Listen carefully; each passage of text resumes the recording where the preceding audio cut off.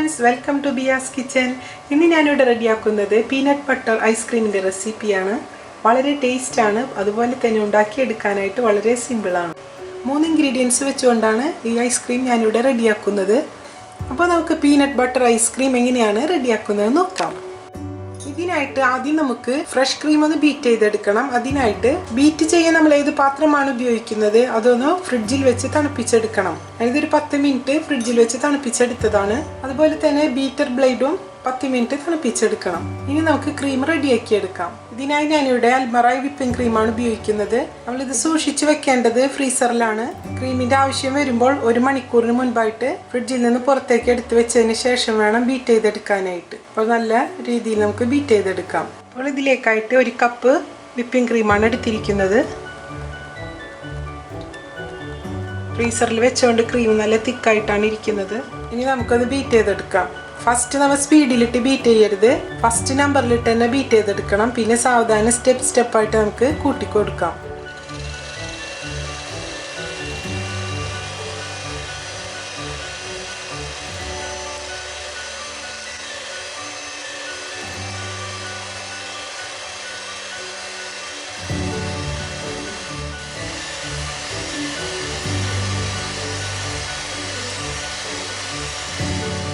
ഇത് ക്രീം സ്ട്രക്ചറിലാക്കി എടുത്തിട്ടുണ്ട്. ഇനി ഇതിലേക്ക്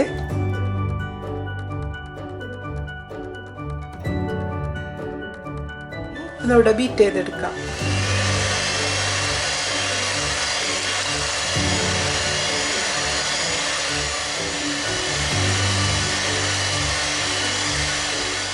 നമ്മളിവിടെ റെഡിയാക്കി എടുക്കുന്നത് പീനട്ട് ബട്ടർ ഐസ്ക്രീമാണ്. അപ്പോൾ ഇതിലേക്കായിട്ട് പീനട്ട് ബട്ടർ ചേർക്കാം. 1/4 കപ്പ് പീനട്ട് ബട്ടറാണ് ചേർത്തിരിക്കുന്നത്.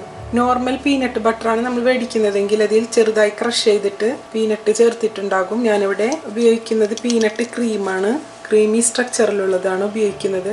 അതുകൊണ്ട് തന്നെ ഞാനിത് സെപ്പറേറ്റ് ആയിട്ടാണ് പീനട്ട് ചേർത്ത് കൊടുക്കുന്നത്. അപ്പോൾ ഞാനിവിടെ പീനട്ട് ക്രഷ് ചെയ്തെടുത്ത് ജസ്റ്റ് ഒന്ന് ഫ്രൈ ചെയ്തെടുത്തതാണ്. ഇതിലേക്ക് ചേർക്കാം.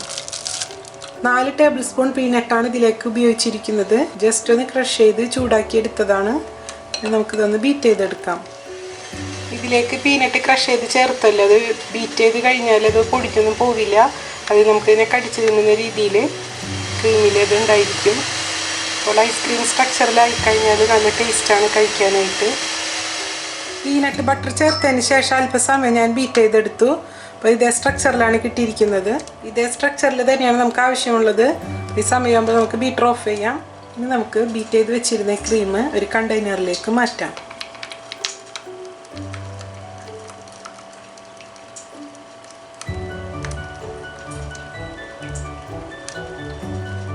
ജസ്റ്റ് ഒന്ന് ടാപ്പ് ചെയ്ത് കൊടുക്കാം.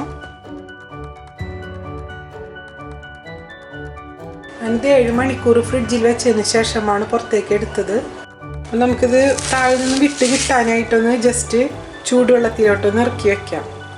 ഒരുപാട് സമയമൊന്നും വെള്ളത്തിൽ വെക്കേണ്ട ആവശ്യമില്ല. 20 സെക്കൻഡ് വെച്ചതിന് ശേഷം ഇതിൽ നിന്ന് മാറ്റാം. പെട്ടെന്നൊന്ന് അടിഭാഗം വിട്ട് കിട്ടാനാണ് ചെയ്യുന്നത്. ആദ്യം നമുക്ക് കത്തി ഉപയോഗിച്ചിട്ട് ഈ സൈഡ് ഒന്ന് വിടുത്തി കൊടുക്കാം.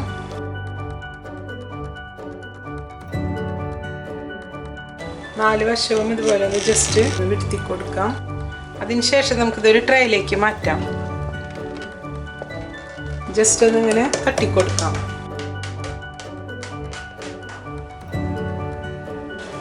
നമുക്ക് ഐസ്ക്രീം കട്ട് ചെയ്തെടുക്കാം.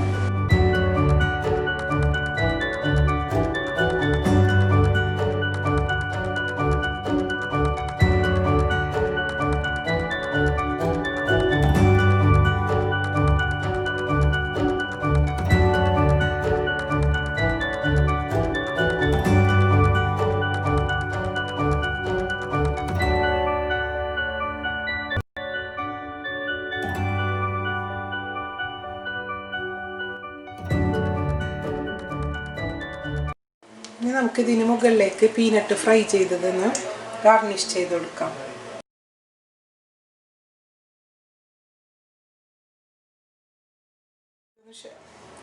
വളരെ ടേസ്റ്റി ആയ ഐസ്ക്രീമാണ്. എല്ലാവരും ഇതൊന്ന് ട്രൈ ചെയ്യാം.